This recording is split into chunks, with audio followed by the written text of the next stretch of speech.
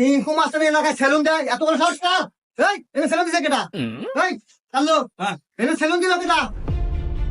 দাদু আমি আমি আমি আমি এই তো এই এটা চিঙ্কু মাস্টার এলাকা, সিরাজগঞ্জ হ্যাঁ। 1% বাংলাদেশ পাওয়ারফুল চিঙ্কু মাস্টার। এই এলাকায় সেলুন দিতে হলে আমাকে জানাতে হবে। তুই জানালি না কেন রে? এই যে হবাই জানাইলাম এটা আমার সেলুন দাদু।